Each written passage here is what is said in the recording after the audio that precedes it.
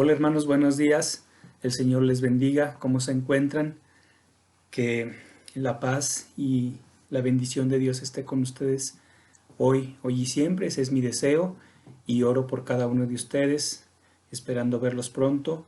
Esperamos que pronto pase toda esta situación de la pandemia y la iglesia pueda estar reunida nuevamente. Pero en esta mañana les invito a que oremos para iniciar la escuela dominical, que hoy terminamos la la etapa de los jueces, la era de los jueces. Ya hoy terminamos con esta clase, concluimos, así que vamos a orar para, para empezar esta mañana y dejar el tiempo para que Dios hable a nuestra vida. Señor, te damos muchas gracias porque hoy podemos terminar esta unidad de la era de los jueces. Gracias por cada una de las historias que hemos estado viendo y porque sé que tú has hablado a tu iglesia, a tu pueblo, y hoy no será la excepción. Muchas gracias por tu palabra, en el nombre de Jesús. Amén.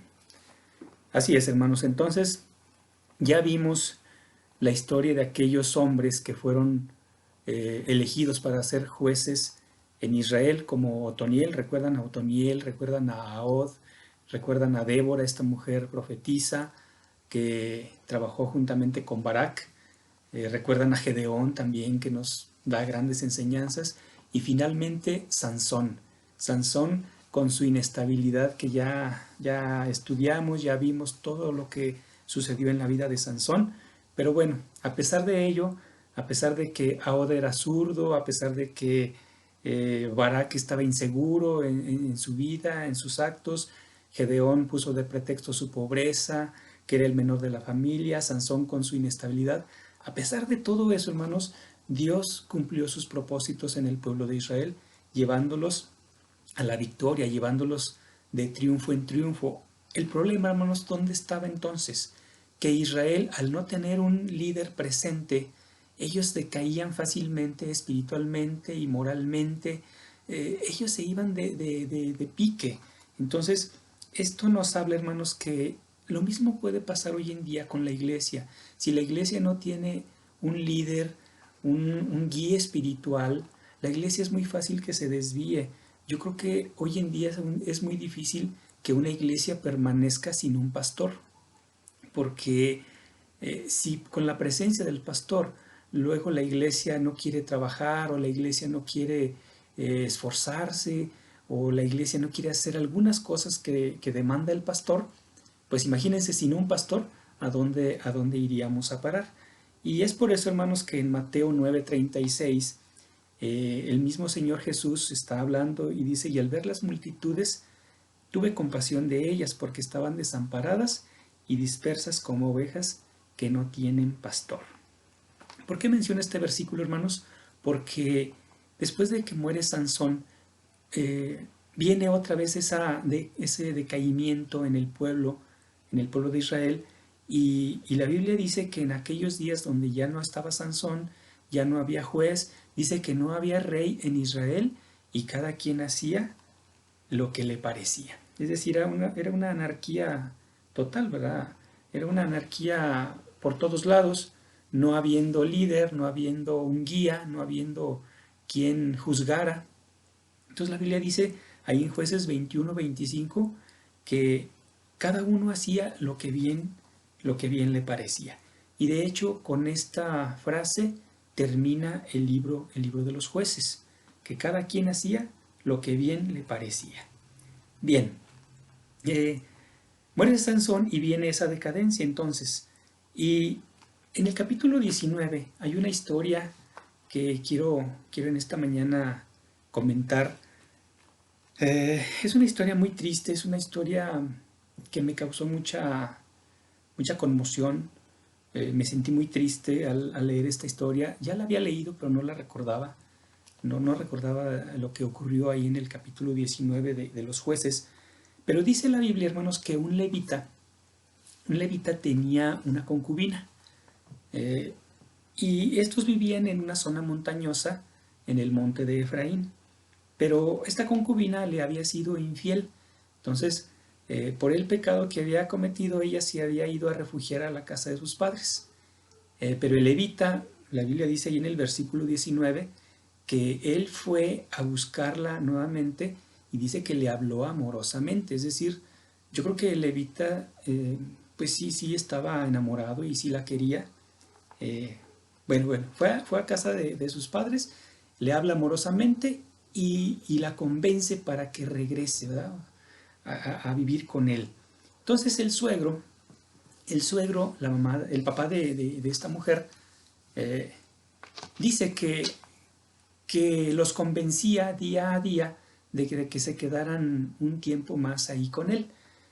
Así pasaba el primero, segundo, tercero, el cuarto día, los convencía para que no se fueran. Yo creo que el suegro estaba muy a gusto.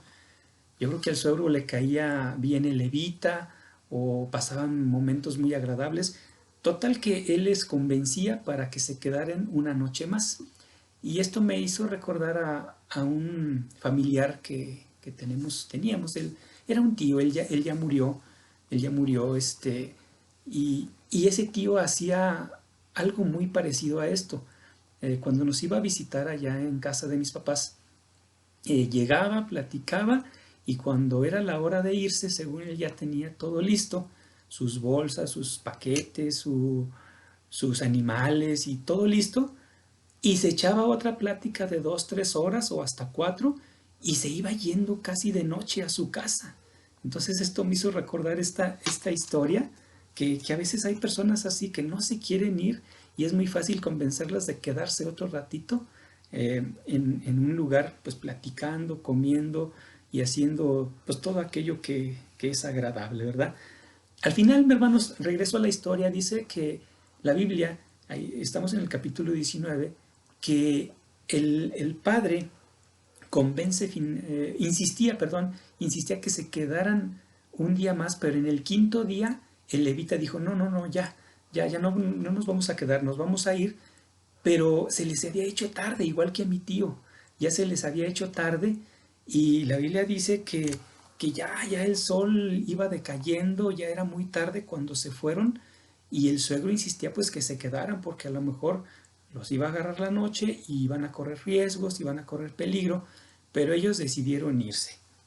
Llegan a un lugar, bueno, el levita llevaba un criado además que le acompañaba y llegan a Jebús, que es lo mismo que Jerusalén. O sea, antes no se llamaba Jerusalén, se llamaba Jebús porque era ocupado por los jebuseos, que era un pueblo cananeo que ocupaban ese territorio. Entonces el criado le sugiere a levita que se queden en Jebús a dormir, pero como eran personas que no eran del pueblo de Israel, el levita dice, no, aquí no podemos quedarnos porque no pertenecen a las tribus de Israel, entonces aquí es gente con la que no podemos tener ningún trato. Y deciden caminar y llegan hasta un lugar que se llama Gabá. Bien, llegando a este lugar, pues ya la noche los había alcanzado y, y ellos buscaron dónde quedarse, dónde alojarse aquella noche, pero no encontraban y la Biblia dice que estaban allí en la plaza. Me imagino que ya la noche había empezado a avanzar, pero un anciano, hermanos, un anciano venía de su trabajo y los ve y les dice que de dónde vienen y que qué hacen. Y bueno, pues ahí se saludan y la pareja de levita y su concubina y el criado además, pues le explican, ¿verdad?, que no hay dónde quedarse, que si no hay dónde más, pues se van a quedar ahí en la plaza. Entonces este hombre los invita a que vayan a su casa. Y el levita, pues me imagino que muy agradecido por la hospitalidad, le dice, mira, nosotros también traemos paja para los animales, traemos comida para nosotros, o sea, no te vamos a dar nada de lata. Entonces estamos muy agradecidos y claro que aceptamos. Entonces se van a la casa de este hombre y yo pienso en otra cosa, hermanos, qué difícil es hoy en día hacer esto, que tú hospedes a un par de desconocidos o 3 personas desconocidas, incluyendo al criado, sin conocerlos y que tú les abras la puerta de tu casa. Es más, yo esto lo veo imposible hoy en día. Sin embargo, en aquella época esa era la costumbre, que la hospitalidad era algo de lo que se debía practicar para cuando hubiera la necesidad de alojar a alguna persona que venía de fuera o iba de paso. Bien, hasta aquí creo que todo va bien. Sin embargo, viene una parte muy dura y muy difícil de, de, de entender, porque dice la Biblia, hermanos, ahí en el versículo 22 del capítulo 19, que los hombres de aquella ciudad eran hombres perversos y que rodearon la casa golpeando la puerta, queriendo hacer actos inmorales con el levita. Actos inmorales, indebidos, perversos.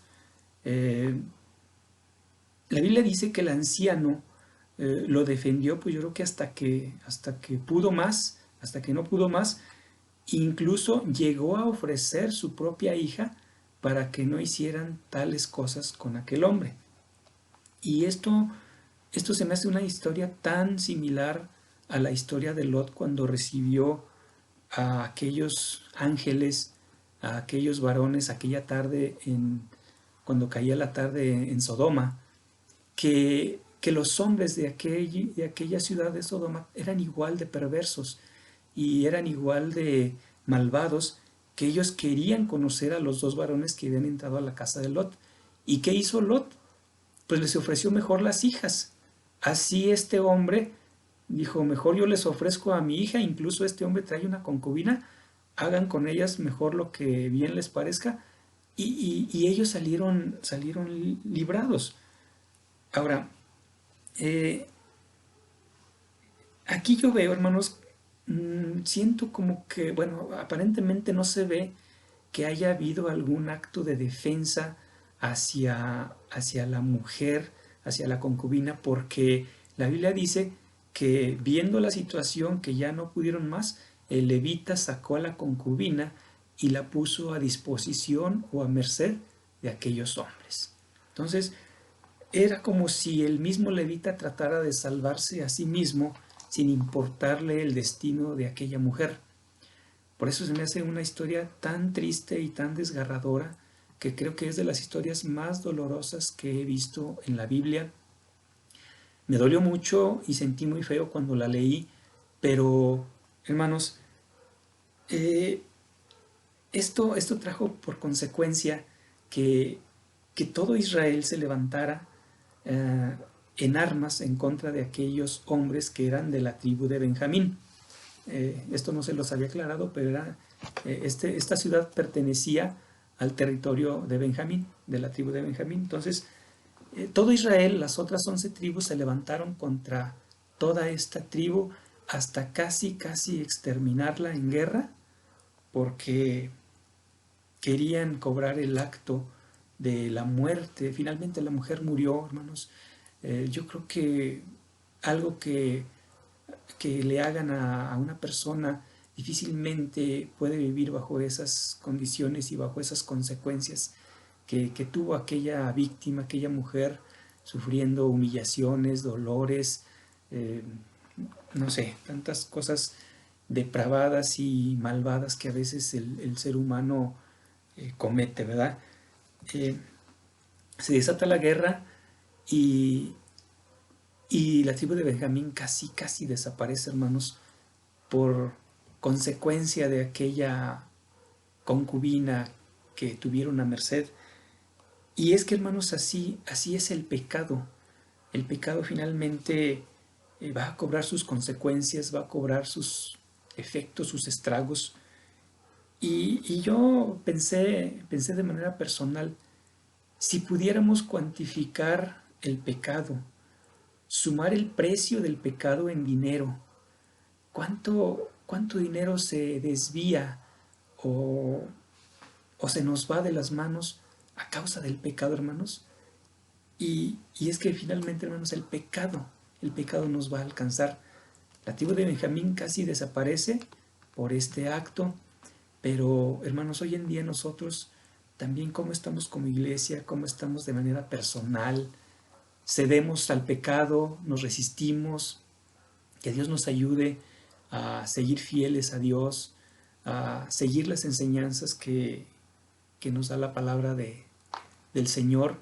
Y mis hermanos, a pesar de la pandemia, a pesar de que no estamos reuniéndonos ahorita, que la iglesia pueda permanecer unida, que la iglesia pueda permanecer firme, apartada y aislada del pecado, porque acuérdense que el pecado va a hacer que nuestros enemigos hagan de nosotros lazo, tropiezo, azote y espinas. Que el Señor les bendiga y que tengan un bonito fin de semana.